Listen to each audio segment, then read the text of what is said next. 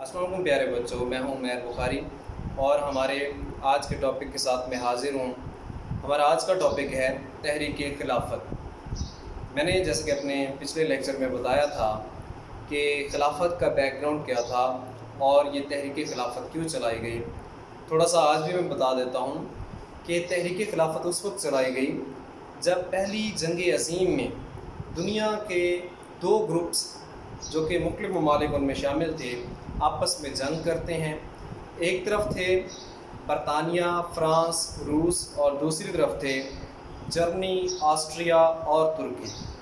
تو اس جنگ میں ترکی کے گروپ کو شکست ہو جاتی ہے، آسٹریا اور جرمنی کے ٹکڑے ہو جاتے ہیں، اور یہی خطرہ اب ترکی کے ساتھ تھا کہ ترکی کی ایک بہت بڑی سلطنت کے ٹکڑے کر دیے جائیں گے اور خلافت ختم کر دی جائے گی۔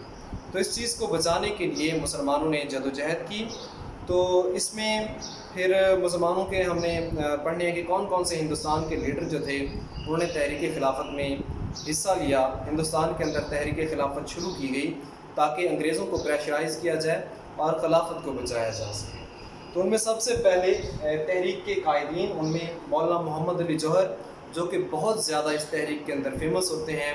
ان کے بھائی تھے مولانا شوکت علی، اس کے علاوہ مولانا حسرت موہانی ہیں، ابوالکلام آزاد اور دیگر لیڈر اس میں شامل تھے۔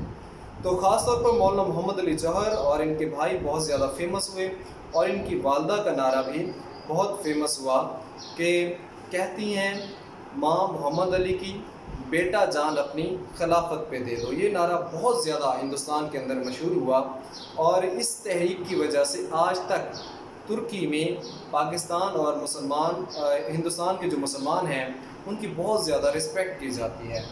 تو اس کے بعد آ جاتا ہے تحریک کے مقاصد۔ یہ تحریک شروع کیوں کی گئی، اس کا مقصد کیا تھا، بچانا کیا تھا؟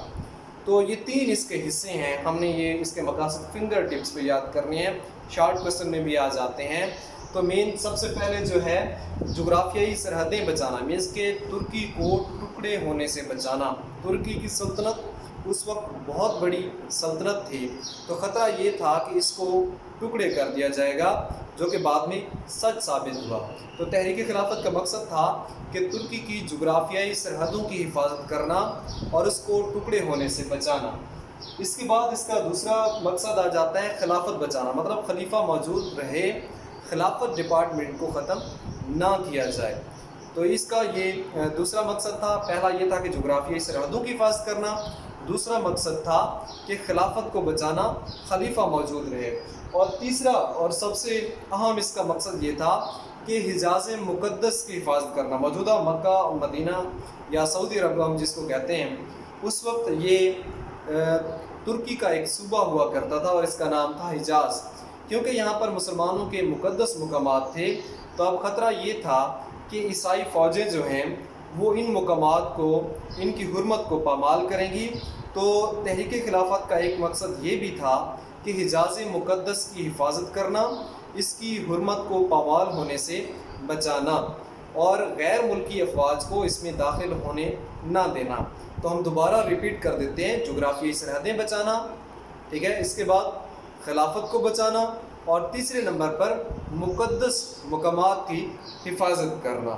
یہ اس کے مقاصد میں شامل تھا۔ اس کے بعد آ جاتا ہے تحریک کی سرگرمیاں۔ انہوں نے اس تحریک کے اندر مینس کی جدوجہد کی کیسے، کیا کیا ایکٹیویٹیز کی، انگریزوں کو پریشرائز کرنے کے لیے کون کون سے کام کیے گئے۔ ان میں سب سے پہلے آ جاتا ہے یورپ میں وفود بھیجے گئے۔ مختلف مسلمان لیڈر جو تھے اس وفد میں شامل تھے۔ یہ سب سے پہلے برطانیہ جاتے ہیں اور برطانوی وزیر اعظم کو قائل کرنے کی کوشش کرتے ہیں کہ ترکی کو نقصان نہ پہنچایا جائے، اور اپنے یہ مقاصد بیان کرتے ہیں کہ ہمارے یہ مطالبات مانے جائیں۔ وہاں سے یہ ناکام لوٹتے ہیں تو پھر فرانس آتے ہیں۔ فرانس میں بھی ان کے ساتھ یہی رویہ رکھا جاتا ہے۔ کہا جاتا ہے کہ جو انصاف جرمنی اور آسٹریا کے ساتھ ہوا، ترکی اس سے کیسے بچ سکتا ہے۔ تو یہ مایوس لوٹتے ہیں اور یہاں پر آ کر اپنی تحریک کو زور و شور کے ساتھ شروع کرتے ہیں۔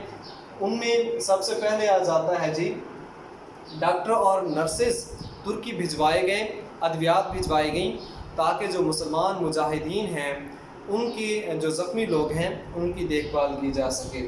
اس کے علاوہ چندہ اکٹھا کیا گیا، لوگوں نے اپنے زیورات، عورتوں نے اپنے زیورات تک اس میں دے دیے اور مالی امداد ترکی کی گئی۔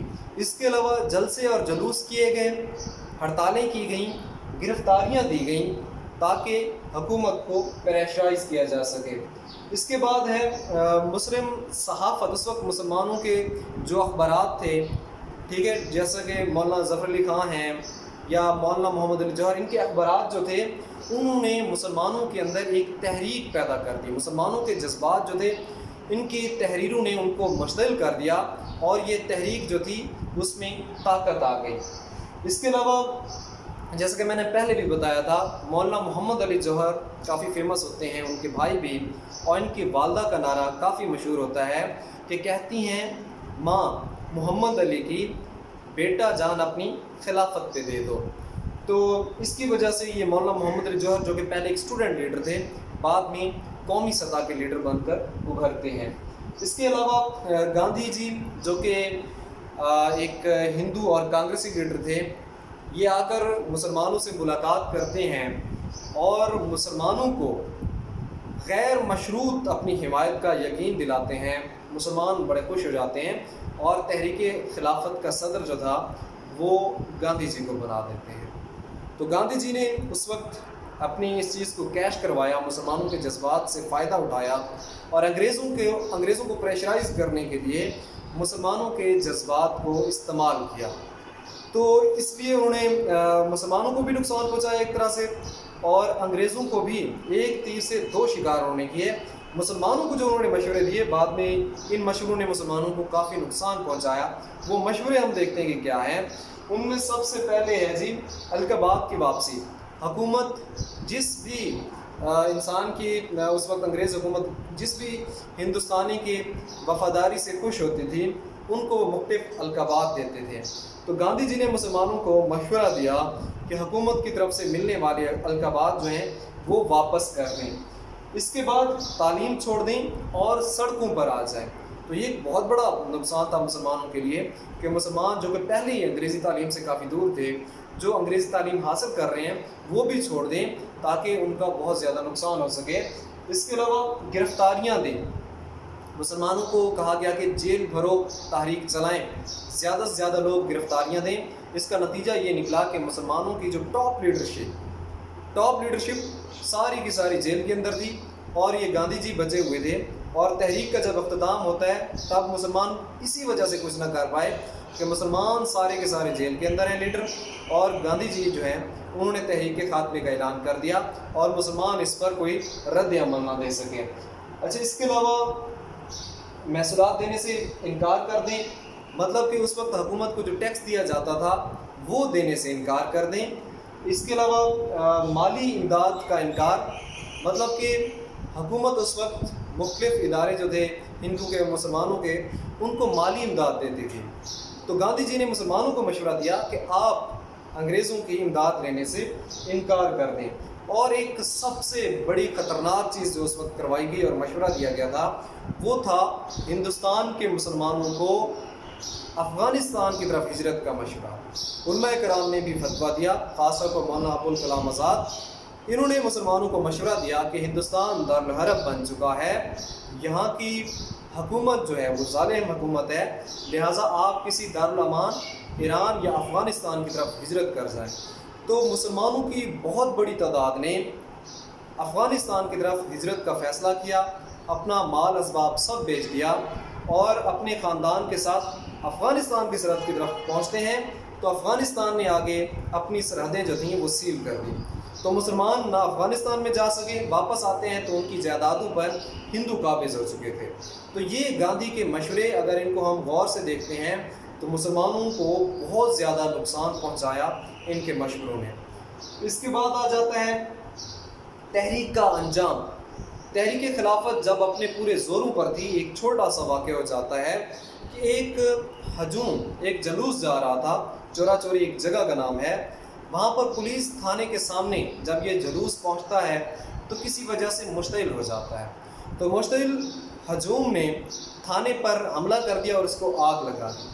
تو اس کی وجہ سے 22 پولیس والے جل کر مر جاتے ہیں اور گاندھی جی اس واقعے کو بنیاد بنا کر تحریک خلافت کے خاتمے کا اعلان کر دیتے ہیں۔ تو یہ تحریک جب اپنے پورے زوروں پر تھی، اس کے خاتمے کا اعلان کر کے مسلمانوں کو بہت زیادہ نقصان پہنچایا گیا۔ اور ادھر خلافت کا انجام کیا ہوتا ہے؟ ترکی کو شکست ہو چکی ہوتی ہے اور ترکی کے ٹکڑے کیے جا رہے ہوتے ہیں۔ تو ترکی کو غلامی سے بچانے کے لیے ایک جنرل مصطفیٰ کمال پاشا جو تھے وہ اپنی حکومت سے بغاوت کرتے ہیں۔ اور ترکی کے بچنے کی ایک وجہ اور بھی تھی کہ روس اور برطانیہ دونوں ہی ترکی پر قبضہ کرنا چاہتے، جو کہ اتحادی تھے، قبضہ کرنا چاہتے تھے۔ تو ان کی باہمی چپکش کی وجہ سے بھی ترکی کا اقتدار اعلیٰ محفوظ رہتا ہے، لیکن ان کے جتنے بھی حصے تھے، جتنے بھی صوبے تھے، مقبوضات آپ کہہ سکتے ہیں، ان کو ترکی سے چھین لیا جاتا ہے۔ اور مصطفیٰ کمال پاشا جو کہ ترکی کے ہی تھے، انہوں نے اس کی خلافت کے خاتمے کا اعلان کر دیا اور روشن خیال ترکی کی بنیاد رکھی۔ وہاں پر مذہب پرستی پر پابندی لگا دی جاتی ہے اور ایک سیکولر سسٹم لے کر وہاں پر وہ آتے ہیں۔ وہاں پر اسلام کو کافی نقصان پہنچا مصطفیٰ کمال پاشا کے آنے کے بعد، اور اب دوبارہ سے وہاں پر کچھ ڈراموں کے ذریعے، خاص طور پر یہ رجب طیب اردوان جو ہے، ایک ان کی مذہبی پارٹی، اسلامی پارٹی ہے، دوبارہ سے اسلام کو ریوائیو کیا جا رہا ہے۔ تو پہلے وہاں پر ایون کہ عربی میں اذان پر بھی پابندی لگا دی گئی تھی اور کافی مشکل حالات تھے وہاں پر مذہب پرستوں کے لیے۔ تو اس کے علاوہ وہاں پر معاہدہ لوزان کیا جاتا ہے 1923 میں۔ یہ معاہدہ لوزان کیا تھا؟ ترکی پر کچھ پابندیاں لگائی گئیں جو کہ 2023 تک برقرار رہنی ہیں۔ 2023 میں ترکی دوبارہ اپنا اصل اقتدار حاصل کر سکتا ہے جب وہ ان پابندیوں سے آزادی حاصل کرے گا۔ یہ ہمارا آج کا ٹاپک تھا۔ انشاءاللہ کل اگلے ٹاپک کے ساتھ حاصل